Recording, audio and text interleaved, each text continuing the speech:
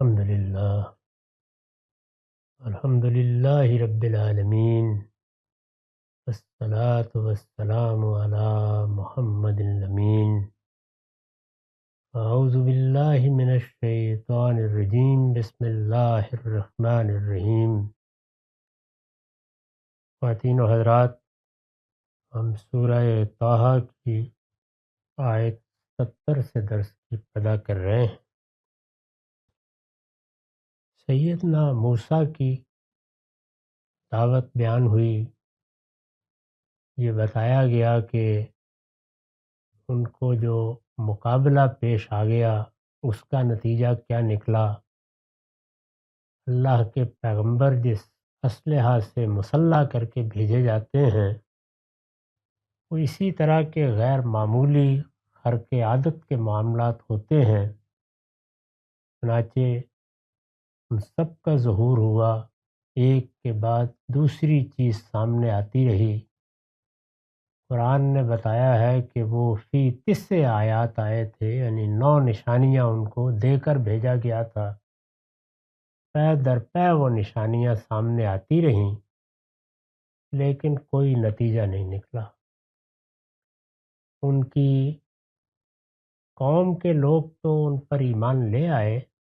قرآن مجید نے بیان کیا ہے کہ پہلے پہل کچھ نوجوان متوجہ ہوئے، پھر آہستہ آہستہ ان کا اثر پھیلتا چلا گیا، یہاں تک کہ بنی اسرائیل نے اپنی قیادت ان کے حوالے کر دی۔ بنی اسرائیل کو جس حد تک وہاں تربیت کیا جا سکتا تھا اس کا بھی قرآن نے ذکر کیا ہے۔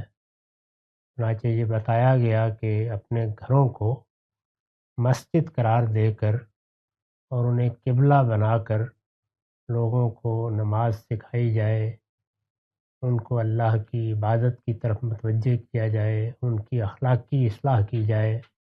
یہ سب معاملات جس حد تک ممکن تھے سیدنا موسیٰ بھی کرتے رہے اور سیدنا ہارون بھی کرتے رہے، لیکن فرعون اور اس کے اعیان و اکابر پر اس دعوت کا کچھ اثر نہیں ہوا۔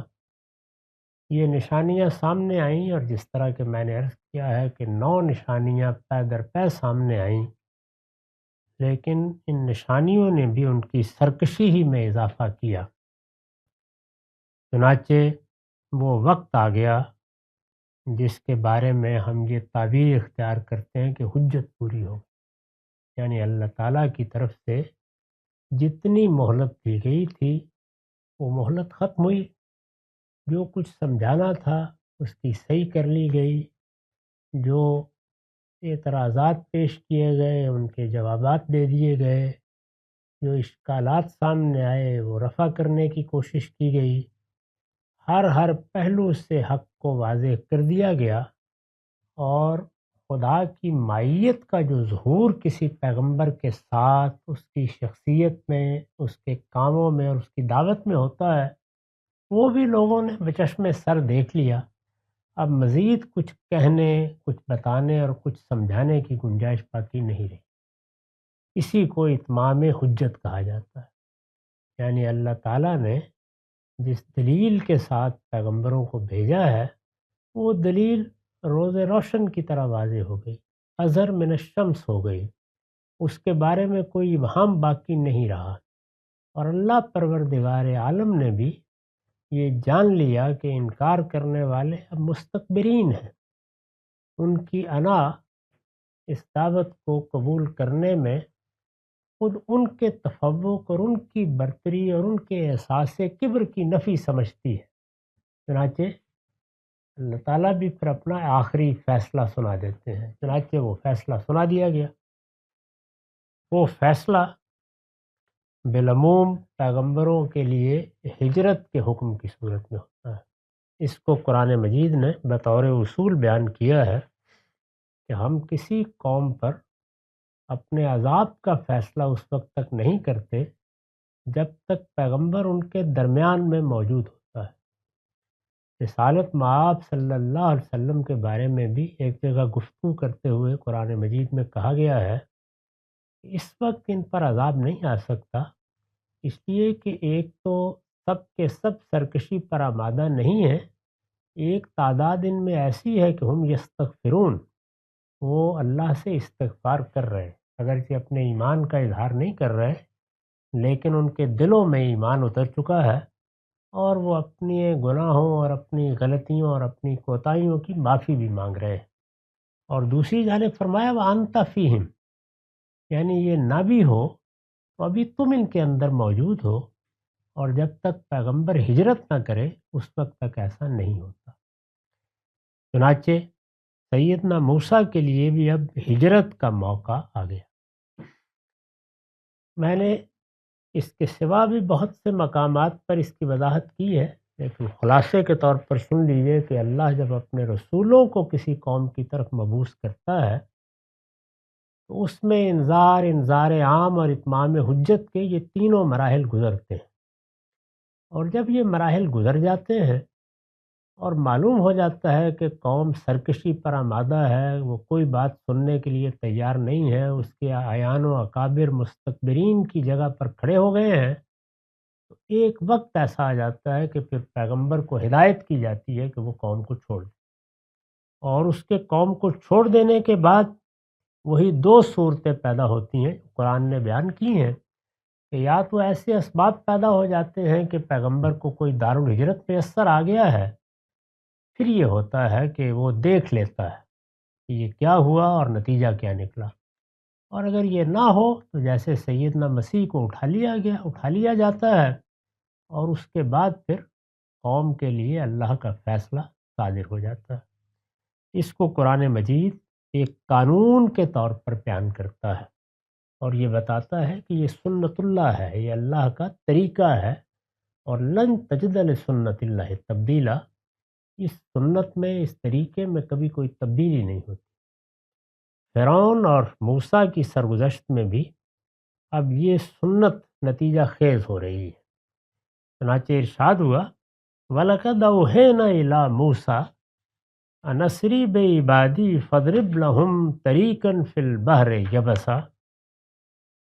اس کے بعد کچھ عرصہ گزرا یہاں تک کہ حجت پوری ہو گئی، تب ہم نے موسیٰ کو وحی بھیجی، یعنی جب سب معاملات اس جگہ تک پہنچ گئے۔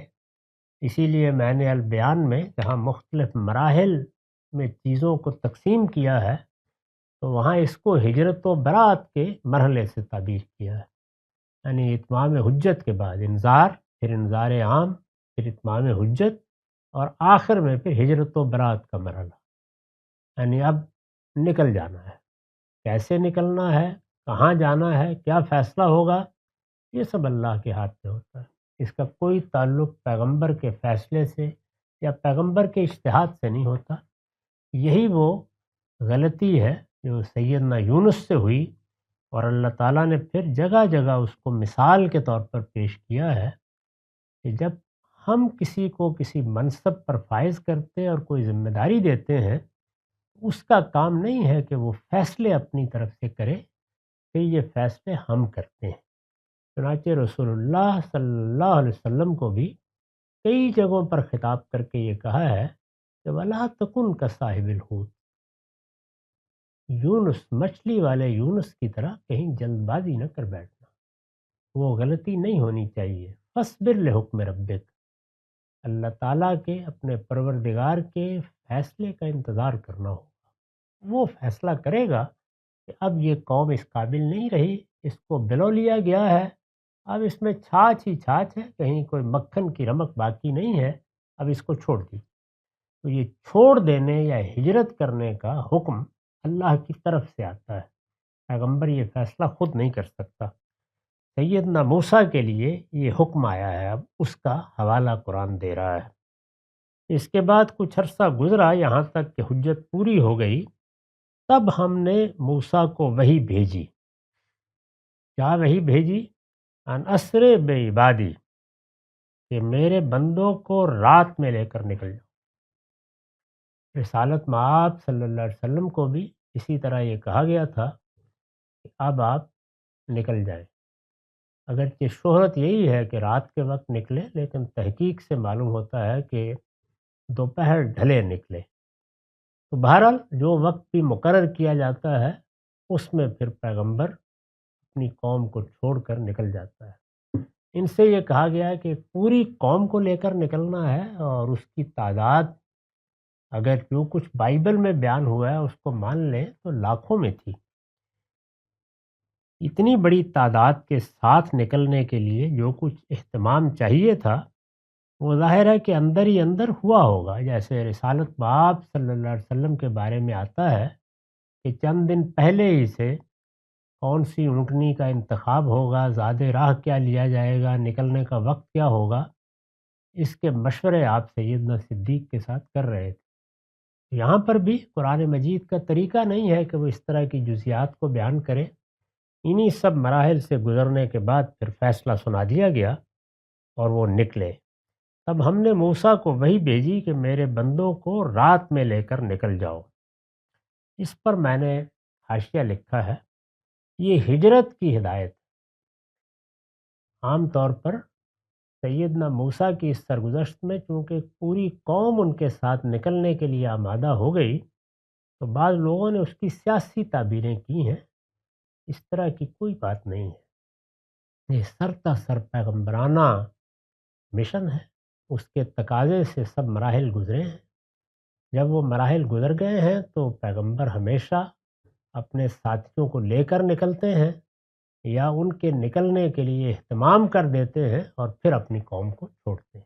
اسی طرح ہوتا ہے سیدنا نوح کے ذریعے سے جو پہلی دینونت برپا ہوئی اس کی تفصیلات قرآن نے بیان کی ہیں۔ وہاں ہجرت کے لیے زمین باقی نہیں رہنا تھی، اس لیے کہ اس وقت کی دنیا کو یعنی اس وقت کی دنیا جو اصل میں سیدنا نوح اور ان کی قوم اس سے آباد تھی، اس کو تباہ کر دینے کا فیصلہ کیا گیا تھا۔ چنانچہ ایک کشتی بنانے کے لیے کہا گیا اور یہ کہا گیا کہ اس میں تم لوگ سوار ہو جاؤ اور جو ضروری جانور ہیں وہ بھی ساتھ لے لو تاکہ بعد میں زندگی کی ابتدا کی جا سکے۔ اس کے بعد ہم پانی سے کہیں گے کہ وہ زمین سے بھی اگل دیا جائے اور آسمان سے بھی کہیں گے کہ وہ برسا دے، اور جس طرح کہ قرآن نے کہا ہے کہ اس کے لیے ایک نشان مقرر کر دیا گیا ہے، وہیں جا کے ٹھہرے گا۔ تو اس طرح سے فیصلے سے پہلے گویا پیغمبر کو اور اس کے ساتھیوں کو نکال لیا جاتا ہے۔ یہاں بھی یہ کہا کہ میرے بندوں کو لے کر رات میں نکل جاؤ۔ یہ ہجرت کی ہدایت، یعنی وہی مرحلہ ہے ہجرت و برات کا جو آ گیا۔ حضرت موسیٰ نے فرعون سے یہ مطالبہ ابتدا ہی میں کر دیا تھا کہ وہ بنی اسرائیل کو ان کے ساتھ جانے کی اجازت دے۔ اس کی وجہ یہ تھی کہ بنی اسرائیل کا معاملہ دوسری قوموں کا نہیں تھا، وہ اللہ کی منتخب قوم تھے۔ ان کے بارے میں یہ فیصلہ کہ اب دنیا میں وہ مذہبی معاملات کی پیشوائی کریں گے سیدنا ابراہیمی کے زمانے میں ہو گیا۔ اللہ تعالیٰ نے قرآن مجید میں اس کا بھی حوالہ دیا اور یہ بتایا ہے کہ ہم نے ابراہیم سے کہہ دیا تھا کہ انی جاعلک للناس اماما، ہم نے اب دنیا کی مذہبی پیشوائی تمہارے سپرد کر دی ہے۔ اور اسی موقع پر سیدنا ابراہیم نے یہ کہا تھا کہ کیا تنہا میرے یا میری ذریت بھی اس میں شامل ہے؟ تو فرمایا تھا کہ ان کے ظالم تو اس میں شامل نہیں ہیں، لیکن اگر سچے متبعین ہوں گے تو ہم نے ان کا بھی انتخاب کر لیا ہے۔ پھر سورہ آل عمران میں اس کو صریح لفظوں میں بیان کر دیا کہ ہم نے بنی اسرائیل کا انتخاب یا آل ابراہیم کا انتخاب اسی طرح کیا ہے جس طرح ہم پیغمبروں کا انتخاب کرتے ہیں، یعنی انسانوں میں سے پیغمبروں کا اور قوموں میں سے اس قوم کا۔ قرآن مجید کو اگر آپ پڑھیں تو دوسری سورہ بقرہ میں آیت 32 تک تمہید ہے۔ اس کے بعد جب سورہ شروع ہوتی ہے تو ان الفاظ سے ہوتی ہے کہ یا بنی اسرائیل اذکروا نعمتی التی انعمت علیکم وانی فضلتکم علی العالمین، یعنی میں نے دنیا کی سب قوموں میں تمہیں فضیلت دے کر تمہارا اپنے لیے انتخاب کیا ہے۔ تو یہ کوئی معمولی فیصلہ نہیں تھا۔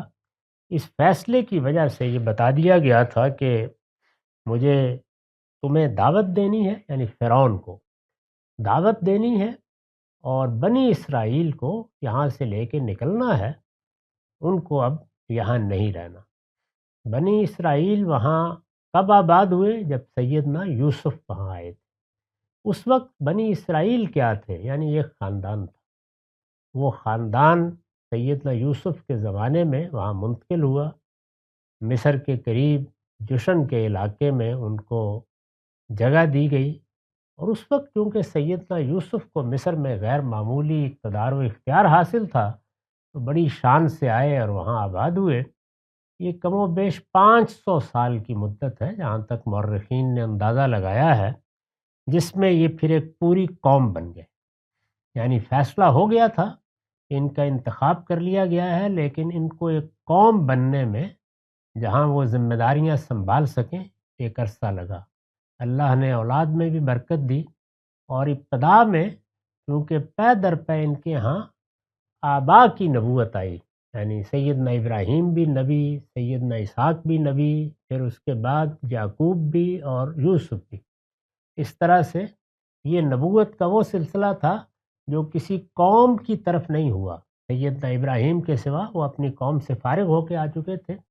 یہ در حقیقت ایک خاندان اور ایک قوم اور ایک ذریت کو تیار کرنے کے لیے دی گئی نبوت تھی۔ چنانچہ آہستہ آہستہ ان کے ہاں وہ روایت مستحکم ہوئی اور یہ تیار ہو گئے۔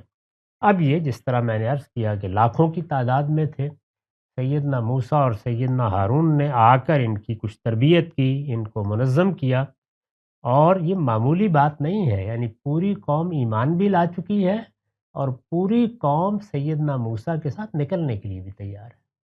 یعنی وہاں کوئی حملہ کر کے لوگوں کو نہیں نکالا گیا، وہ اپنی مرضی سے ان کی قیادت کو تسلیم کر کے نکلے۔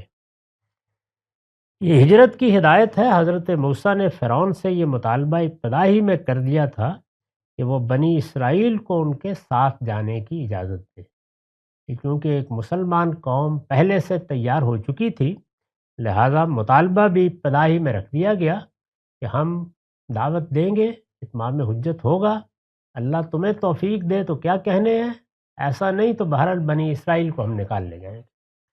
اس کی وجہ یہ تھی کہ فرعون اور اس کی قوم پر اتمام حجت کے ساتھ وہ اس لیے بھی مبعوث کیے گئے تھے کہ بنی اسرائیل اپنی قومی حیثیت میں شہادت حق کے جس منصب پر فائز کیے گئے ہیں، اس کی ذمہ داریوں کو پورا کرنے کے لیے وہ انہیں اس سرزمین میں لا کر آباد کریں جس کے بارے میں فیصلہ کر لیا گیا ہے کہ اسے توحید کی دعوت کا مرکز بنایا جائے۔ اسی کو میں نبوت کے دوسرے دور سے تعبیر کرتا ہوں، یعنی اب گویا قومی حیثیت سے نبوت اور شہادت حق کا فیصلہ کر لیا گیا۔ اس سے پہلے قرآن بتاتا ہے کہ مختلف امتوں کی طرف، مختلف قوموں کی طرف ہم اپنے پیغمبر بھیجتے تھے، اور ان کے لیے ہماری دینونت، جزا و سزا برپا ہو جاتی تھی۔ اس وقت کوئی قومی حیثیت کا فیصلہ نہیں تھا۔ ابراہیم علیہ السلام کے بعد یہ فیصلہ کیا گیا کہ اب دنیا کی باقی قوموں میں آہستہ آہستہ نبوت کا سلسلہ بھی ختم ہو جائے گا۔ نبوت اولاد ابراہیم کے ساتھ قیامت تک کے لیے خاص کر دی جائے گی، اور 2 شہروں کا یا 2 علاقوں کا انتخاب کیا جائے گا۔ ان دونوں علاقوں میں ابراہیم علیہ السلام کی اولاد کی دونوں شاخیں آباد ہوں گی، دونوں جگہ توحید کے مراکز بنائے جائیں گے، دونوں کو الگ الگ موقع دیا جائے گا کہ وہ دنیا پر حق کی شہادت دیں۔ لِتَكُونُوا شُهَدَاءَ عَلَى النَّاسِ وَيَكُونَ الرَّسُولُ عَلَيْكُمْ شَهِيدًا۔ اس کو اس طرح بیان کیا ہے کہ رسول تم پر شہادت دے گا اور تم دنیا کی قوموں کو اللہ کا پیغام پہنچاؤ گے۔ یہ تبدیلی کی گئی نبوت کے پورے انسٹیٹیوشن میں۔ چنانچہ اس کے لیے فلسطین کی سرزمین کا انتخاب کیا گیا۔ فلسطین کی سرزمین کا انتخاب کر کے اللہ تعالیٰ نے اس کو الارض المقدسہ کہہ دیا۔ الارض المقدسہ یا مقدس سرزمین، اس کا مطلب ہوتا ہے کہ کسی علاقے کو، کسی جگہ کو اللہ تعالیٰ نے اپنے لیے خاص کر لیا ہے، یعنی یہ دنیا اس کی ہے، انسانوں کے سپرد کی گئی ہے، لیکن وہ ان میں سے کسی علاقے یا کسی جگہ کو جب اپنے لیے خاص کر لیتے ہیں تو اس کو تقدیس دینا کہا جاتا ہے۔ یہ تعبیر ہے کہ اللہ تعالیٰ نے اس جگہ کو اپنے لیے خاص کر لیا۔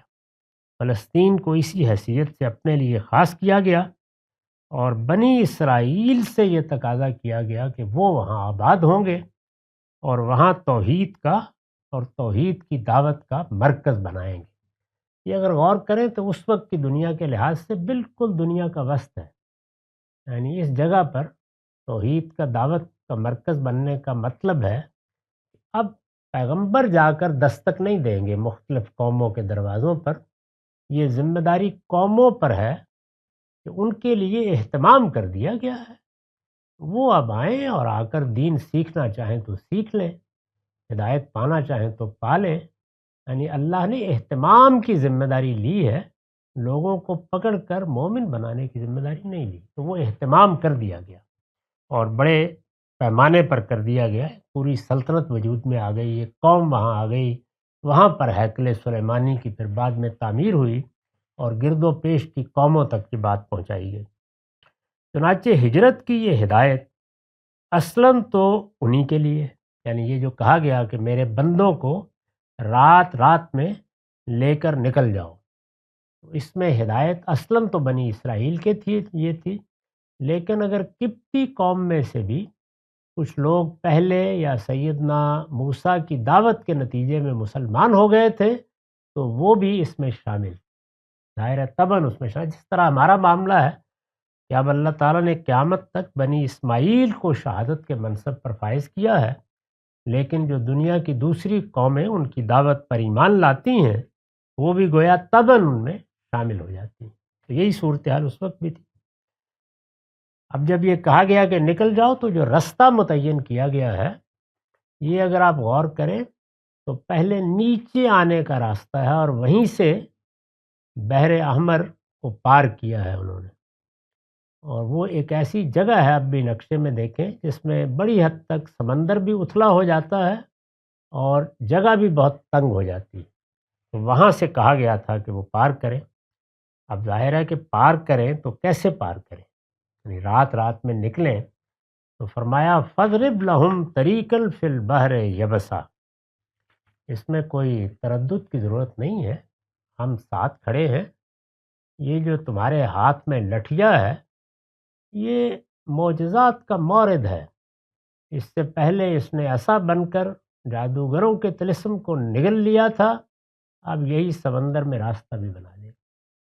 فَاضْرِبْ لَهُمْ طَرِيقًا فِي الْبَحْرِ يَبَسًا، پھر دریا سامنے آئے یا سمندر کہہ لیجئے، تو اپنے عصا سے اس میں ان کے لیے ایک سوکھا راستہ بنا لو، یعنی جیسے ہی تم سمندر پر عصا مارو گے تو ہم اپنی قدرت قاہرہ سے اس کو ایک خشک راستے میں کچھ دیر کے لیے تبدیل کر دیں۔ یہ طریقہ بتایا گیا۔ میں اس سے پہلے عرض کر چکا کہ یہ بنی اسرائیل بھی ہیں، لیکن طبعاً اس میں وہ لوگ بھی شامل ہوں گے جو مصریوں میں سے ایمان لے آئے۔ جب یہ ہدایت کی گئی تو اس میں جو الفاظ استعمال کیے گئے ہیں اور پھر جس طرح اس کا ظہور ہوا اس کی میں نے وضاحت کی ہے۔ میں نے لکھا ہے اصل میں فَاضْرِبْ لَهُمْ طَرِيقًا کے الفاظ آئے، یعنی قرآن کے اصل الفاظ یہ ہیں، عربی محاورے کے لحاظ سے ضرب طریق کے معنی رستہ بنا لینے کے ہیں، لیکن اس کے استعمال میں ایک لطیف کنایا حضرت موسیٰ کے عصا کی طرف بھی ہے، جس کی ضربی سے بحر احمر کی شمالی خلیج میں یہ راستہ بنایا گیا۔ یہ جو ریڈ سی جس کو کہتے ہیں بحر احمر، اس کے شمال میں اگر آپ دیکھیں تو ایک خلیج سی بنتی ہے، وہاں یہ راستہ بنایا گیا تھا۔ آیت میں البحر کا الف لام اس بات کا قرینہ ہے کہ حضرت موسیٰ کو اللہ تعالیٰ نے متعین طور پر بتا دیا تھا کہ انہیں کہاں سے نکلنا، یعنی یہ بتا دیا گیا تھا کہ آپ رات کے وقت نکلیں گے، کس رخ سے نکلیں گے، اور پھر کہاں سے دریا کو یا سمندر کو پار کریں گے، پھر اس کے نیچے ہی نیچے اگر آپ دیکھیں تو یہ گئے ہیں، پھر اس کے بعد اوپر کی طرف سفر کر کے دریائے اردن کے پاس سے انہوں نے جریکو کے قصبے کو فتح کیا ہے اور پھر یروشلم کی طرف بڑھنے کا معاملہ ہوا ہے۔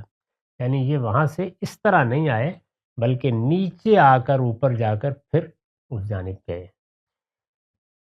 بائبل کی کتاب خروج میں ہے، اس کی تفصیل بائبل میں اب دیکھتے ہیں، کیونکہ قرآن مجید کا طریقہ یہ ہے کہ وہ اگر تردید کے بغیر محض اشارہ کرے گا تو اس کا مطلب یہ ہوگا کہ اس کی تفصیل کی ضرورت نہیں ہے، اس کے لیے بائبل کی طرف رجوع کر لیا جائے۔ تو وہاں کتاب خروج میں کیا لکھا ہے؟ اور خداوند نے موسیٰ سے کہا کہ تو کیوں مجھ سے فریاد کر رہا ہے؟ ظاہر ہے کہ جب کہا گیا ہوگا کہ اپنی قوم کو لے کر رات ہی رات میں نکل جاؤ، تو وہ دست بدعا ہوئے ہوں گے کہ پروردگار یہ قوم کیسے نکلوں گا، پیچھے سے فرعون ہے، معلوم نہیں کیا ہوگا۔ بنی اسرائیل سے کہے کہ وہ آگے بڑھے، اور تو اپنی لاٹھی اٹھا کر اپنا ہاتھ سمندر کے اوپر بڑھا، یعنی لاٹھی سے اشارہ کرو اور اس کو دو حصے کر، اور بنی اسرائیل سمندر کے بیچ میں سے خشک زمین پر چل کر نکل جائیں۔ یہ اس کی تفصیل بتائی ہے۔ پھر موسیٰ نے اپنا ہاتھ سمندر کے اوپر بڑھایا، یعنی اب یہ ہوا کیسے؟ پھر موسیٰ نے اپنا ہاتھ سمندر کے اوپر بڑھایا، یعنی اسی طرح اپنے عصا سے انہوں نے اشارہ کیا یا عصا کو پانی پر مارا۔ جب انہوں نے اپنا ہاتھ بڑھایا اور خداوند نے رات بھر تند پوربی آندھی چلا کر اور سمندر کو پیچھے ہٹا کر اسے خشک زمین بنا دی، یعنی ایک شدید نوعیت کی طوفانی آندھی چلی، اس نے پانی کو اٹھا کر دونوں جانب پھینک دیا اور درمیان میں راستہ نکل آیا، اسے خشک زمین بنا دیا اور پانی دو حصے ہو گیا، اور بنی اسرائیل سمندر کے بیچ میں سے خشک زمین پر چل کر نکل گئے، اور ان کے داہنے اور بائیں ہاتھ پانی دیوار کی طرح تھا، یعنی اس کے بیچ میں راستہ بنا اور وہ اس میں سے نکل گئے۔ تو یہ حکم ان الفاظ میں دیا گیا۔ قرآن نے اپنے طریقے پر اس کو اسی طرح بیان کیا، بہت اجمال کے ساتھ۔ اس میں سے ایک سوکھا راستہ بنا لو۔ یہ بڑا مشکل کام ہوتا ہے کہ سامنے کوئی چیز متعین نہیں ہے، اسباب موجود نہیں ہے، اور حکم دے دیا جاتا ہے، تو اس وجہ سے اطمینان بھی دلایا، تم اطمینان سے پار ہو جاؤ گے۔ پھر مزید کہا لا تخاف درکن ولا تخشا، تمہیں نہ کسی کے آپ پکڑنے کا خطرہ ہوگا نہ ڈوبنے کا اندیشہ، اطمینان رکھو، یعنی نہ پانی کچھ کر سکے گا، اس کو بھی ہم نے حکم دے دیا ہے، اور تمہارا پیچھا کرنے والوں کی بھی ہم نگرانی کر رہے ہیں، اس لیے کوئی پرواہ نہ کرو، تمہیں نہ کسی کی آپ پکڑنے کا خطرہ ہوگا نہ ڈوبنے کا اندیشہ۔ تو فرمایا کہ بہرحال وہ اللہ کے حکم پر اسی طرح نکلے، اور جب یہ سب ہوا تو عین جس وقت وہ دریا کو پار کر رہے تھے اس سے کچھ پہلے فرعون بھی بیدار ہو گیا۔ ایک پوری قوم نکلی تھی جو انہوں نے ایک طرح کی اجازت دی تھی، خیال ہوا کہ یہ تو واقعہ بن گئی، تو اس نے اپنے فیصلے پر نظر ثانی کی اور پیچھا کرنے کا فیصلہ کیا۔ فَأَتْبَعَهُمْ فِرْعَوْنُ بِجُنُودِهِ فَغَشِيَهُمْ مِنَ الْيَمِّ مَا غَشِيَهُمْ، پھر جب وہ نکلے تو فرعون نے اپنی فوجوں کے ساتھ ان کا پیچھا کیا، اور جب یہ دیکھا کہ وہ تو نکلے چلے جا رہے ہیں اور یہ کوئی یعنی میل دو میل کے فاصلے پر ہیں، تو یہ خیال کر کے کہ وہ نکلے جا رہے ہیں، راستہ بنا ہوا ہے، تو ہم پیچھا کر کے ان کو پکڑ لیں گے اور اس طرح فرار نہیں ہونے دیں گے، اس نے بھی اپنی فوجوں کو اور اپنے اعیان و اکابر کو اور اپنے رتھ کو، جیسے کہ اس کی تصویر آئی ہے بائبل میں، اسی راستے پر ڈال دیا۔ تو فرمایا کہ وہ ایک تند پوربی ہوائی تھی، وہ پہلے دائیں اور بائیں کو چل رہی تھی، ہم نے حکم دیا اب ذرا واپس چلنا شروع کر دو، وہ ہو گئی، پھر اس کو اور اس کی فوجوں کو دریا سے ڈھانپ لیا جس چیز نے ڈھانپ لیا، یعنی بس ختم ہو گیا معاملہ، یعنی ہم نے ایک حکم دیا اور وہی ہوا سمندر کو برابر کر کے فارغ ہو گئی، اور سمندر کو اس نے ان کی فوجوں پر اور ان کے رتھوں پر اور ان کے ساز و سامان پر برابر کر دیا۔ اور ارشاد فرمایا کہ وَأَضَلَّ فِرْعَوْنُ قَوْمَهُ وَمَا هَدَىٰ، حقیقت یہ ہے کہ فرعون نے اپنی قوم کو گمراہ ہی کیا تھا، اس کو صحیح راہ نہیں دکھائی۔ یعنی جو لوگ اس طریقے سے اپنی قوموں کی غلط رہنمائی کرتے ہیں وہ پھر اسی انجام کو پہنچا کرتے ہیں اگر وہ اللہ تعالیٰ کے ساتھ براہ راست مقابلے پر اتر آئیں۔ اس میں جو لا تخاف و درکن ولا تخشا کے الفاظ آئے ہیں ان میں عربیت کا بھی ایک خاص اسلوب ہے، میں نے اس کی وضاحت کیا کہ اصل الفاظ ہیں لا تخاف و درکن و لا تخشا، ان میں تخشا کا مفعول عربیت کے قاعدے سے تقابل کے اصول پر حذف کر دیا گیا ہے، یعنی ولا تخشا غرقن، ہم نے ترجمے میں اسے کھول دیا ہے۔ یہ بتا دیا گیا تھا کہ نہ کسی کے پکڑنے کا خطرہ ہوگا نہ ڈوبنے کا اندیشہ۔ وہ نکل گئے، اور جو سمجھتے تھے کہ ہمارے پاس خدم و حشم بھی ہیں، طاقت بھی ہے، رتھ بھی ہیں، فوجیں بھی ہیں، لشکر بھی ہیں، جنود بھی ہیں، سامان بھی ہے، ان کو جس چیز نے ڈھانپنا تھا ڈھانپ لیا، اور وہ اپنی ضلالت کا انجام اپنی آنکھوں سے دیکھ کر دنیا سے رخصت ہو۔ اقول قولی ھذا واستغفر اللہ لی ولکم ولسائر